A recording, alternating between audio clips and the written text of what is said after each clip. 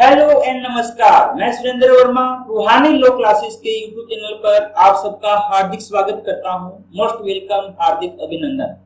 महिला तथा बाल अपराध के संदर्भ में जो भी थ्योरी हो सकती थी हमने सारी कंप्लीट कर ली है। आज से हम उनके महत्वपूर्ण क्वेश्चन को करने वाले हैं। सबसे पहले इस सीरीज के अंदर जिस अधिनियम के क्वेश्चन हम करेंगे वो अधिनियम हमारे पास है घरेलू हिंसा से महिलाओं का संरक्षण अधिनियम 2005। इस अधिनियम के जितने भी क्वेश्चन हमारे पास बन सकते हैं हमारे एग्जाम के पॉइंट ऑफ व्यू से, उन सभी क्वेश्चन को करने की हम कोशिश करेंगे। जितने भी अति महत्वपूर्ण क्वेश्चन हैं, मेरा विश्वास है कि यदि आपने ये 30 क्वेश्चन कर लिए तो आपका इस अधिनियम का पूरा रिवीजन भी हो जाएगा तथा इस 30 क्वेश्चन से बाहर शायद ही कोई क्वेश्चन बने। बहुत कम उम्मीद होगी कि इन 30 क्वेश्चन से बाहर कोई क्वेश्चन इस अधिनियम से हमारे सामने बने। हम हर अधिनियम की एक क्लास के अंदर सारे क्वेश्चन हम करने वाले हैं। शुरुआत करते हैं हम घरेलू हिंसा का संरक्षण अधिनियम 2005 के महत्वपूर्ण क्वेश्चनों से। यदि आपने हमारी थ्योरी की क्लास नहीं लगाई है तो ऊपर आई बटन दिख रहा होगा, वहां पर आपको हमारी जो थ्योरी की क्लास है उसका लिंक आपको मिल रहा है। आप वहां पर जाकर हमारी थ्योरी की क्लास हो गई है, एक बार आप थ्योरी कर लीजिए। उसके बाद यदि आप इन क्वेश्चन को करोगे तो आपकी थ्योरी का रिवीजन भी हो जाएगा और इन क्वेश्चन को करने का आपको मजा भी आएगा। बिना टाइम वेस्ट करते हुए मैं सीधा आता हूँ क्वेश्चन नंबर 1 की तरफ। क्वेश्चन नंबर 1 कहते हैं अपराध किसे कहते हैं। सबसे पहला क्वेश्चन, सबसे बेसिक क्वेश्चन जो हो सकता है वो है कि अपराध किसे कहते हैं। ऐसा कार्य जो समाज के विरुद्ध होता है, ठीक है। वह ऐसा कार्य जो समाज की धारणाओं या आचरण का उल्लंघन करता है, ठीक है। जिसे भारत में किसी विधि के तहत, विधि का मतलब होता है कानून, विधि का मतलब क्या होता है भाई, कानून। जिसे भारत में किसी कानून के तहत दंडित घोषित किया गया है, ठीक है। ये तीनों ही बातें किसको बताती है भाई, अपराध को बताती है। तो हमारा आंसर क्या होगा, द उपरोक्त सभी। अपराध किसे कहते हैं, ये तीनों ही बातें हमारे पास बताती थी अपराध कौन होगा। क्वेश्चन नंबर 2, क्वेश्चन नंबर 2 हमारे पास है घरेलू हिंसा से महिलाओं का संरक्षण अधिनियम 2005 कब लागू हुआ। देखो, अधिनियम पारित कब हुआ, यदि ये क्वेश्चन आता तो 2005 में हुआ।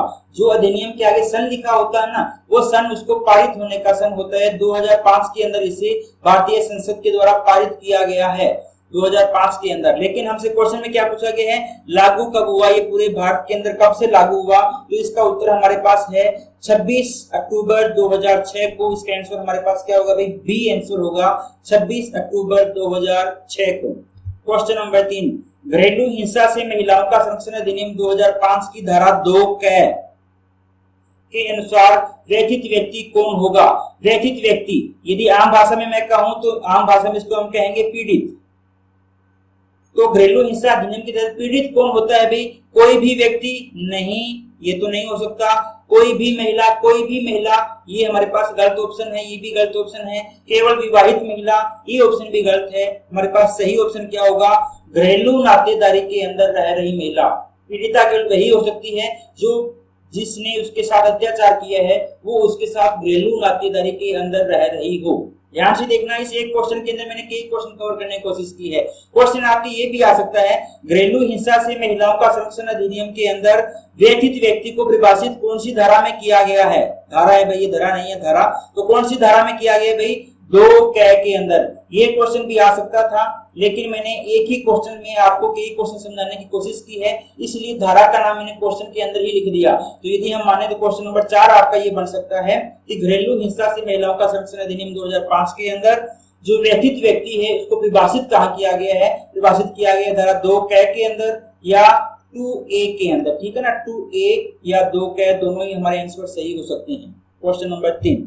अब हम जाते हैं क्वेश्चन नंबर 4 की तरफ। घरेलू हिंसा दर्ज होने पर दर्ज करवाई गई रिपोर्ट क्या कहलाती है। वह रिपोर्ट जो आप घरेलू हिंसा दर्ज होने पे थाने में दर्ज करवाती है उसे क्या कहते हैं, प्रथम सूचना रिपोर्ट नहीं भाई, प्रथम सूचना रिपोर्ट तो आम अपराध की होती है। घरेलू हिंसा रिपोर्ट नहीं, घरेलू घटना रिपोर्ट, ये बिल्कुल सही ऑप्शन है। हमारा आंसर प्राथमिकी और एफआईआर तो सेम ही चीज है, इसको भाई एफआईआर बोला जाता है। प्राथमिकी और एफआईआर तो सेम ही चीज है। हमारे पास आंसर इसका क्या होगा, घरेलू घटना रिपोर्ट। घरेलू घटना रिपोर्ट इसका सही आंसर क्या है हमारे पास, इसका हमारे पास सही आंसर है। क्वेश्चन नंबर 5, घरेलू हिंसा से महिलाओं का संरक्षण अधिनियम 2005 के तहत मजिस्ट्रेट से तात्पर्य इसमें मजिस्ट्रेट जो सुनवाई करेंगे, मजिस्ट्रेट से तात्पर्य किस क्षेत्र के मजिस्ट्रेट से है, आपको बताना है कि कौन से एरिया के मजिस्ट्रेट इसकी सुनवाई कर सकते हैं। ऑप्शन ए में दिया गया है जहां व्यथित व्यक्ति, व्यथित व्यक्ति दो बार लिखा गया है, अच्छा व्यथित व्यक्ति है, जहां व्यथित व्यक्ति स्थायी या अस्थायी रूप से निवास करता है, सही ऑप्शन। जहां प्रत्यार्थी स्थायी या अस्थायी रूप से निवास करता है, यह भी सही ऑप्शन है। और जहां घरेलू हिंसा हुई है, यह भी सही ऑप्शन है। तुम्हारे पास उत्तर क्या हो जाएगा भाई, तय उपरोक्त सभी। ये जो तीनों बातें लिखी गई है, तीनों ही बातें सही लिखी गई है। इन तीनों में से किसी भी जगह का जो मजिस्ट्रेट है वो मामले की सुनवाई कर सकता है। क्वेश्चन नंबर 6, घरेलू हिंसा से महिलाओं का संरक्षण अधिनियम 2005 के तहत मामला मामला सुनने की अधिकारिता किस रैंक के मजिस्ट्रेट के पास है। रैंक पूछी गई है, प्रथम वर्ग न्यायिक मजिस्ट्रेट, मुख्य न्यायिक मजिस्ट्रेट, जिला न्यायाधीश या विशेष न्यायाधीश। तो इसका सही आंसर हमारे पास होगा प्रथम वर्ग न्यायिक मजिस्ट्रेट के पास ये अधिकारिता है। क्वेश्चन नंबर 7, घरेलू हिंसा से महिलाओं का संरक्षण अधिनियम के तहत धारा 2 कै, देखो 2Q, फिर मैंने आपको धारा यहीं पर लिख दी है, धारा 2Q के तहत प्रत्यार्थी कौन होगा। क्वेश्चन ये भी आ सकता है कि प्रत्यार्थी को कौन सी धारा में परिभाषित किया गया है, तो कौन सी धारा में परिभाषित किया गया भाई, धारा 2Q के अंदर परिभाषित किया गया है। प्रत्यार्थी कौन होगा, प्रत्यार्थी होता है अपराध को करने वाला, कोई भी व्यक्ति नहीं भाई, कोई भी व्यक्ति नहीं हो सकता, कोई भी महिला नहीं हो सकती, कोई भी पुरुष नहीं हो सकता। कौन हो सकता है, महिला के साथ घरेलू नातेदारी भी, घरेलू हिंसा है तो घरेलू नातेदारी होनी ही चाहिए। तो आंसर क्या होगा, महिला के साथ घरेलू नातेदारी के अंदर रह रहा पुरुष ही क्या हो सकता है भाई, प्रत्यार्थी हो सकता है। अब हम जाते हैं आगे, घरेलू हिंसा से महिलाओं का संरक्षण अधिनियम 2005 के अंदर घरेलू हिंसा को किस धारा में परिभाषित किया गया है, घरेलू हिंसा को किस धारा के अंदर परिभाषित किया गया है। वैसे तो हमने देखा है जितने भी अधिनियम होते हैं सभी अधिनियम के अंदर धारा नंबर 2 जो होती है वो किससे संबंधित होती है भाई, परिभाषा से संबंधित होती है। और हमारे इस अधिनियम के अंदर भी धारा नंबर 2 के अंदर काफी परिभाषाएं दी गई हैं, लगभग 25 से 30 परिभाषाएं दी गई हैं। लेकिन यदि मैं बात करता हूँ घरेलू हिंसा की परिभाषा की, तो घरेलू हिंसा की परिभाषा हमारे पास स्पेशल अलग धारा में दी गई है, धारा नंबर 3 के अंदर। तो इसका आंसर हमारे पास सही क्या होगा, धारा नंबर 3। घरेलू हिंसा से महिलाओं का संरक्षण अधिनियम 2005 के तहत घरेलू हिंसा में कौन शामिल नहीं है, घरेलू हिंसा के अंदर क्या नहीं आता, शारीरिक दुर्व्यवहार आता है, लैंगिक दुर्व्यवहार आता है, भावनात्मक दुर्व्यवहार आता है। इसका दूसरा नाम है भाई मौखिक दुर्व्यवहार। भावनात्मक दुर्व्यवहार को क्या कहते हैं, मौखिक दुर्व्यवहार। तो ये भी आता है। तो हमारे पास लास्ट ऑप्शन क्या बच गया भाई, सामाजिक दुर्व्यवहार, ये नहीं आता। सामाजिक दुर्व्यवहार की जगह पे एक और हमारे पास चौथे तरह का दुर्व्यवहार और है जिसे हम कहते हैं आर्थिक दुर्व्यवहार। आर्थिक दुर्व्यवहार तो आता है लेकिन हमारे पास सामाजिक दुर्व्यवहार नहीं आता। तो नहीं पूछा गया था कौन सा नहीं आता, तो हमारे पास सामाजिक दुर्व्यवहार नहीं आता है। क्वेश्चन नंबर 9 का सही आंसर हमारे पास क्या है भाई, सामाजिक दुर्व्यवहार। क्वेश्चन नंबर 10, घरेलू हिंसा से महिलाओं का संरक्षण अधिनियम के तहत पुलिस अधिकारी, सेवा प्रदाता और मजिस्ट्रेट के कर्तव्यों का वर्णन किस धारा के अंदर किया गया है। इन सब की कर्तव्य कि पुलिस अधिकारी के कर्तव्य क्या होंगे, सेवा प्रदाता के कर्तव्य क्या होंगे और मजिस्ट्रेट के कर्तव्य क्या होंगे, इन सब के कर्तव्य कौन सी धारा में बताए गए हैं, धारा 4 में, धारा 5 में, धारा 6 में, धारा 7 में। तो इन सब के कर्तव्यों का वर्णन हमारे पास किया गया है धारा नंबर 5 के अंदर। हमारे पास आंसर सही क्या होगा भाई, बी आंसर हमारे पास बिल्कुल सही है। धारा 5 में इनके कर्तव्यों का वर्णन किया गया है। घरेलू हिंसा से महिलाओं का संरक्षण अधिनियम 2005 के तहत संरक्षण अधिकारी के बारे में असत्य कथन छांटना है। भाई आपको ये बताना है कि संरक्षण अधिकारी के बारे में झूठा कथन कौन सा है। संरक्षण अधिकारी का वर्णन धारा नंबर 2 में किया गया है, बिल्कुल सही कथन है भाई। धारा नंबर 8 के अंदर बताया गया है संरक्षण अधिकारी कौन होगा। और यदि हम बात करते हैं धारा नंबर 9, तो धारा नंबर 9 बताती है संरक्षण अधिकारी के कर्तव्य क्या होंगे। धारा नंबर 9 क्या कहती है, संरक्षण अधिकारी के कर्तव्य क्या होंगे, संरक्षण अधिकारी के कर्तव्य क्या होंगे, ये कौन बताती है, धारा नंबर 9 बताती है। तो पहला कथन बिल्कुल सही है, हमें देखना गलत कौन सा है, तो पहला तो सही है। संरक्षण अधिकारी की नियुक्ति राज्य सरकार के द्वारा की जाती है, राज्य सरकार के द्वारा की जाती है, ये भी बिल्कुल सही है भाई। संरक्षण अधिकारी अनिवार्य रूप से महिला होगी, ये गलत है भाई, अनिवार्य रूप से नहीं होगी महिला। लिखा गया है संरक्षण अधिकारी यथासंभव महिला होना चाहिए। यथासंभव का मतलब है कि कोशिश करनी चाहिए कि महिला हो, लेकिन ये कंपल्सरी नहीं है कि महिला ही हो। यदि महिला की उपस्थिति नहीं है, महिला अवेलेबल नहीं हो सकती है, तो किसी पुरुष अधिकारी को भी संरक्षण अधिकारी बनाया जा सकता है, लेकिन यथासंभव कोशिश करनी चाहिए आपको कि क्या हो, महिला हो। तो ये तीसरा कथन हमारे पास जो इन्होंने लिखा है अनिवार्य रूप से ये क्या हो गया हमारे पास गलत हो गया। चौथा सही होगा। इसकी नियुक्ति प्रत्येक जिले के अंदर आवश्यकता अनुसार की जाती है, ये बिल्कुल सही कथन है। घरेलू हिंसा से महिलाओं का संरक्षण अधिनियम 2005 के तहत सेवा प्रदाता के बारे में असत्य कथन छांटिए। सेवा प्रदाता के बारे में असत्य कथन छांटना है, असत्य छांटना है, गलत कथन छांटना है। तो क्वेश्चन नंबर 1, सेवा प्रदाता का वर्णन धारा 10 में किया गया है, बिल्कुल सही भाई।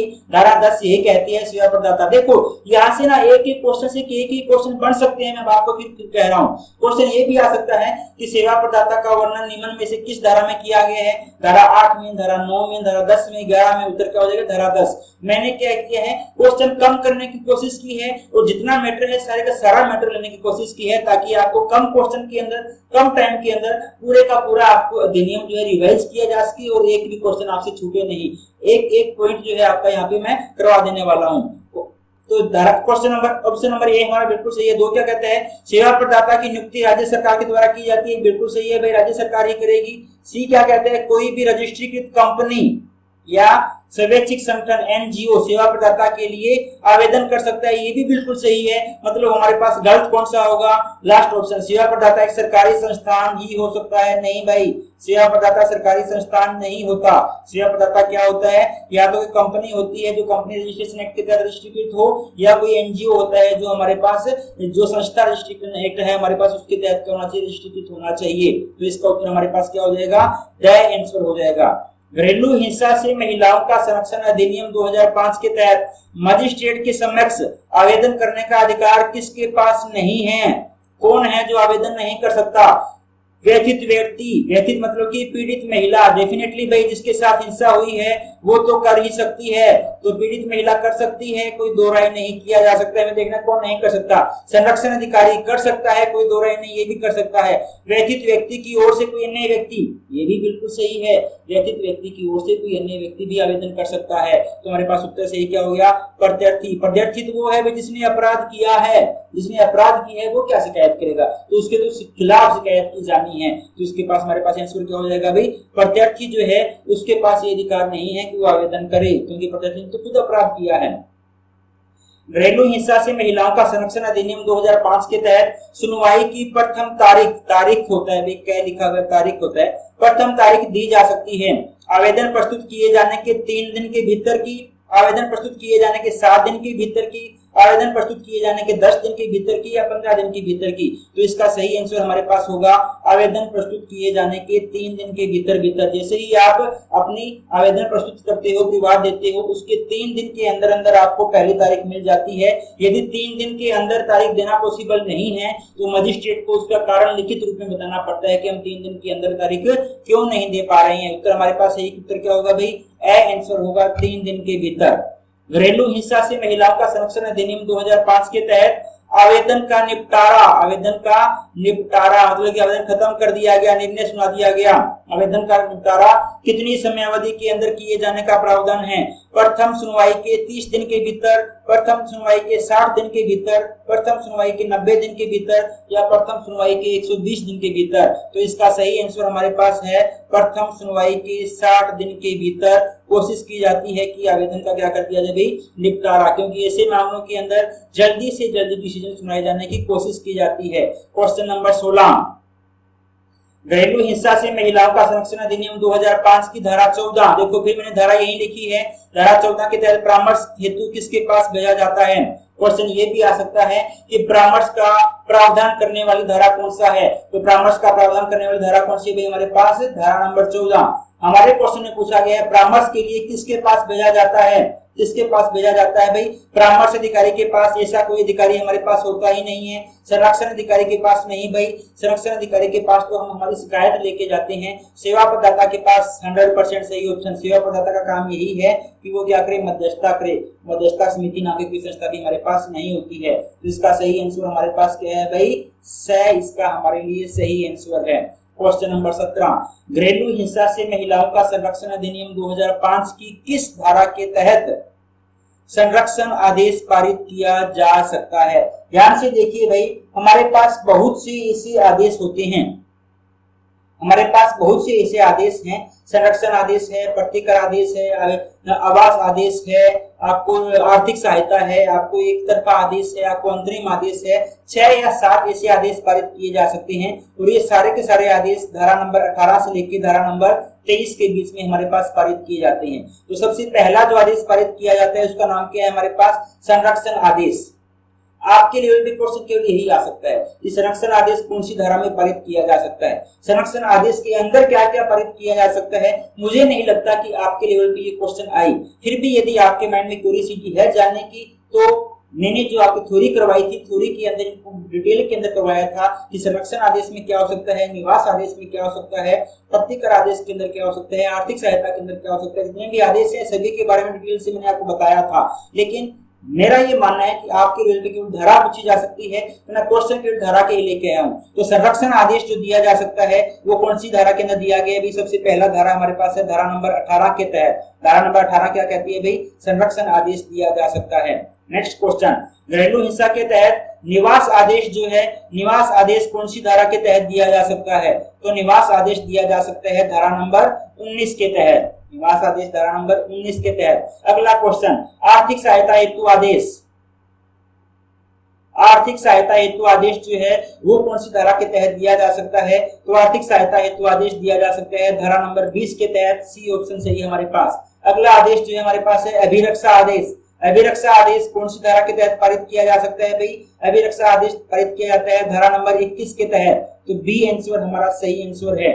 आगे क्वेश्चन है प्रतिकर आदेश। प्रतिकर मतलब कंपनसेशन आदेश जो है ये किस धारा के तहत पारित किया जाता है? तो इसका उत्तर हमारे पास है धारा 22 के तहत। सी आंसर हमारा बिल्कुल सही होगा। नेक्स्ट क्वेश्चन हमारे पास है अंतरिम आदेश, इंटीरियम आदेश, या इसको हम बोलते हैं स्टे ऑर्डर भी हम बोल सकते हैं। कि फाइनल आदेश तो नहीं है, लेकिन जब तक हमारा फाइनल डिसीजन नहीं आ जाता उससे पहले आप इस आदेश को मान लो। इस आदेश को हम कहते हैं अंतरिम आदेश, जो तुरंत आपको राहत देने के लिए पारित किया जाता है। धारा घरेलू हिंसा में धारा 23 के तहत आदेश पारित किया जाता है, इसे हम क्या कहते हैं भाई? अंतरिम आदेश। और लास्ट हमारे पास है एक तरफा आदेश। एक तरफा आदेश, एक्स पार्टी ऑर्डर भी इसको कहा जाता है। एक तरफा आदेश क्या हो जाता है भाई? मान लो आपने रिपोर्ट दी, आपने परिवार दिया, लोगों आपने तो क्या कर दी गई भाई? सूचना कर दी गई है। सूचना करने के बाद यदि मान लो जिस व्यक्ति के खिलाफ आपने अपील की थी, जिस व्यक्ति के खिलाफ आपने शिकायत की थी, वो व्यक्ति उपस्थित नहीं होता है, कोर्ट एक बार वेट करती है, 2 बार वेट करती है, 3 बार वेट करती है, लेकिन बार बार कोर्ट वेट नहीं करेगी उस व्यक्ति की उपस्थित होने का। कोर्ट क्या करती है भाई? केवल आपको सुन के ही आदेश दे देती है, उसे कहते हैं एक तरफा आदेश। तो एक तरफा आदेश कौन सी धारा के अंदर दिया जा सकता है? एक तरफा आदेश दिया जा सकता है धारा नंबर 23 के अंदर। धारा नंबर 23 के अंदर 2 आदेश दिए गए हैं भाई। पहला आदेश दिया गया है अंतरिम आदेश। तो अंतरिम आदेश भी कौन सी धारा के अंदर दिया जा सकता है? धारा 23 के तहत दिया जा सकता है। और यदि मैं एक तरफा आदेश की बात करता हूं तो एक तरफा आदेश भी कौन सी धारा के तहत दिया जा सकता है भाई? ये भी हमारे पास धारा नंबर 23 के तहत ही दिया जा सकने वाला आदेश है। घरेलू हिंसा से महिलाओं का संरक्षण अधिनियम 2005 के तहत मजिस्ट्रेट द्वारा सुनाए गए निर्णय की अपील, आप अपील यदि करना चाहते हो तो अपील किस न्यायालय के अंदर की जा सकती है? मुख्य न्यायिक मजिस्ट्रेट के पास, सेशन न्यायालय के पास, विशेष न्यायालय के पास, या उच्च न्यायालय के पास? तो इसका आंसर हमारे पास क्या होगा भाई? सेशन न्यायालय के पास। यदि आपने मजिस्ट्रेट के किसी भी फैसले की अपील करनी है तो आपको कहां करनी पड़ेगी? सेशन कोर्ट के पास ही करनी पड़ेगी। इसका आंसर हमारे पास बी आंसर क्या है? सही है। घरेलू हिंसा से महिलाओं का संरक्षण अधिनियम, घरेलू हिंसा से महिलाओं का संरक्षण अधिनियम 2005 की धारा 31 के तहत प्रत्याशी द्वारा संरक्षण आदेश की पालना नहीं करने पर कितनी सजा का प्रावधान किया गया है? 1 वर्ष की सजा का प्रावधान। देखो बीच में सिविक की या लिखा हुआ है तो हमें कंफ्यूज नहीं होना कि या ही आंसर आना है। 1 वर्ष की सजा 20,000 रुपए, 1 वर्ष की सजा 50,000 रुपए, 2 वर्ष की सजा 20,000 रुपए, 2 वर्ष की सजा 50,000 रुपए। तो हमारे पास इसका सही आंसर जो है वो क्या होगा भाई? ए होगा। 1 वर्ष तक का कारावास या 50,000 रुपए तक का जुर्माना, या दोनों दिए जा सकते हैं। सही आंसर हमारे पास क्या होगा भाई? इसका ए आंसर हमारा सही आंसर होगा। क्वेश्चन नंबर 26, घरेलू हिंसा से महिलाओं का संरक्षण अधिनियम 2005 की धारा 33 के तहत, ध्यान से देखना मैंने धारा भी लिखी हुई है, ठीक है ना। धारा 33 के तहत संरक्षण अधिकारी द्वारा अपने कर्तव्य का पालन नहीं करने पर कितनी सजा का प्रावधान है? क्वेश्चन पहला तो ये आ सकता है कि कौन सी धारा में सजा दी गई है? धारा 33 में सजा दी गई है। यदि पिछले क्वेश्चन की यदि हम बात करते हैं, वहां भी धारा लिखी हुई थी, धारा 31। यदि आप पालना नहीं करते हो तो धारा 31 के तहत आपको सजा दी जाएगी, और यदि संरक्षण अधिकारी पालना नहीं करते अपने कर्तव्य की तो धारा 33 के तहत उसको क्या दी जाती है? भी सजा दी जाती है। यहाँ पर सजा में आप ध्यान से देखना, एक जगह पे या लिखा गया है, एक जगह पे और लिखा गया है, या लिखा गया है और लिखा गया है। हमें जब भी सजा हम देखें तो उसके अंदर या तथा और के बीच में कंफ्यूज नहीं होना, उसका हमें विशेष ध्यान रखना है। तो यदि संरक्षण अधिकारी प्रावधान को अपना पालन नहीं करता कर्तव्य का तो उसे 1 वर्ष तक का कारावास तथा 20,000 रुपए तक का जुर्माना उसको लगाया जा सकता है। हमारा इसमें आंसर बी सही होगा, मतलब उसे जुर्माना भी लगेगा तथा कारावास भी होगा। क्वेश्चन नंबर 27, घरेलू हिंसा से महिलाओं का संरक्षण अधिनियम 2005 की धारा 31 के तहत अपराध की प्रकृति कौन सी हो सकती है? फिर क्वेश्चन आ सकता है कि घरेलू हिंसा के अंदर अपराध, धारा 31 के अंदर अपराध कौन सा किया गया है भाई? धारा 31 के अंदर अपराध किया गया है कि जो आपको संरक्षण आदेश दिया गया था, जो आपको संरक्षण आदेश दिया गया था उसकी आप पालना नहीं कर रहे हो। यदि संरक्षण आदेश की पालना नहीं की जा रही है तो ये एक अपराध बनता है, और ये जो अपराध बनता है ये कौन सी प्रकृति का अपराध है? ये पहला तो ये हमारे पास अपराध है संज्ञेय प्रकृति का। संज्ञेय प्रकृति का मतलब ऐसा अपराध जिसमें आपको अरेस्ट करने के लिए अरेस्ट वारंट की जरूरत नहीं होती है पुलिस को, मतलब पुलिस बिना अरेस्ट वारंट के आपको गिरफ्तार कर सकती है। और दूसरा ये कौन सी प्रकृति का है भाई? ये अपराध है गैर जमानतीय प्रकृति का, जिसके अंदर आप हक के रूप में जमानत को नहीं मांग सकते हो। जमानत देना या नहीं देना मजिस्ट्रेट के विवेक के ऊपर काम करता है। तो संज्ञेय तथा गैर जमानतीय, हाँ संज्ञेय तथा गैर जमानतीय, बी ऑप्शन हमारा सही है भाई।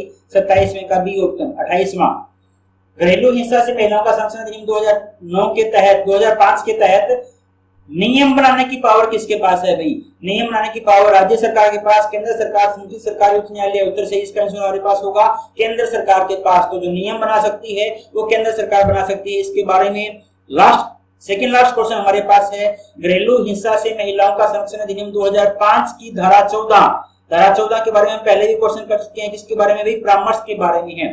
धारा 14 के तहत आदेश सुनवाई की किस, धारा 14 के तहत परामर्श का आदेश सुनवाई की किस स्टेज पर दिया जा सकता है? सुनवाई की कई स्टेज होती है भाई। पहली स्टेज होती है तामील की स्टेज, उसके बाद होती है जवाब की स्टेज, उसके बाद होती है गवाह की स्टेज, उसके बाद होती है बहस, और लास्ट में हमारे पास क्या होता है? निर्णय, और उसके बाद होता है सजा पर सुनवाई। ठीक है ना। तो सुनवाई के अंदर हमें इन स्टेजों से होकर गुजरना पड़ता है। तो क्वेश्चन हमसे पूछ रहा है कि निम्न में से कौन सी स्टेज के ऊपर हमें न्यायालय ये कह सकता है कि आप परामर्श के लिए सेवा प्रदाता के पास चले जाओ? जवाब की स्टेज पर, गवाह की स्टेज पर, बहस की स्टेज पर, या किसी भी स्टेज पर? उत्तर हमारे पास है किसी भी स्टेज पर। न्यायालय को जब लगता है तब न्यायालय आपको कह सकता है कि परामर्श के लिए आप चले जाओ। तो परामर्श के लिए कहां भेजा जाता है भाई? आप जानते हो परामर्श के लिए भेजा जाता है सेवा प्रदाता के पास। किसके पास भेजा जाएगा? सेवा प्रदाता के पास। बिल्कुल ऐसा ही क्वेश्चन हमने पहले किया था। और लास्ट क्वेश्चन आज का हम करने वाले हैं, घरेलू हिंसा से महिलाओं का संरक्षण अधिनियम 2005 की धारा 2B, ध्यान से देखना, धारा 2B के तहत बालक किसे माना गया है? क्वेश्चन ये भी आ सकता है कि बालक की परिभाषा कहाँ दी गई है? बालक की परिभाषा दी गई है धारा 2B के अंदर। तो हमारे इस अधिनियम के अंदर बालक किसको माना गया है भाई? 18 वर्ष से कम आयु के व्यक्ति को क्या माना गया है? बालक माना गया है। अलग अलग अधिनियम के अंदर बालक की परिभाषा अलग अलग दी गई है।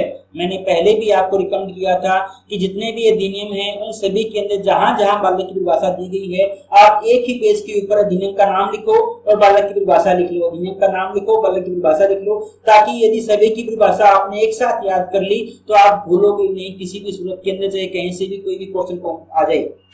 तो जितना हमारे सिलेबस के अंदर घरेलू हिस्सा से महिलाओं का संरक्षण अधिनियम था, मैंने पूरे अधिनियम के जितने क्वेश्चन बन सकते हैं हमारे एग्जाम की दृष्टि से सभी क्वेश्चन मैंने करवाने की कोशिश की है। इन्हीं क्वेश्चन में एक एक क्वेश्चन में दो दो तीन तीन क्वेश्चन छुपे हुए हैं, तो ज्यादा क्वेश्चन की संख्या नहीं रखी, मैंने क्वालिटी क्वेश्चन रखे हैं और जिस लेवल के क्वेश्चन आपके यहाँ आ सकते हैं उसी लेवल के क्वेश्चन मैंने देने की कोशिश की है। उम्मीद करता हूँ आपको हमारी क्लास पसंद आई होगी। यदि आपको हमारी क्लास पसंद आई है तो इस वीडियो को लाइक कीजिएगा, हमारे चैनल को सब्सक्राइब करना मत भूलना तथा साथ ही साथ हमारी वीडियो को उन दोस्तों के साथ भी शेयर करना जो इस टॉपिक के लिए क्वेश्चन की तलाश कर रहे हैं। मिलते हैं कल एक नए अधिनियम के क्वेश्चनों के साथ, तब तक के लिए धन्यवाद।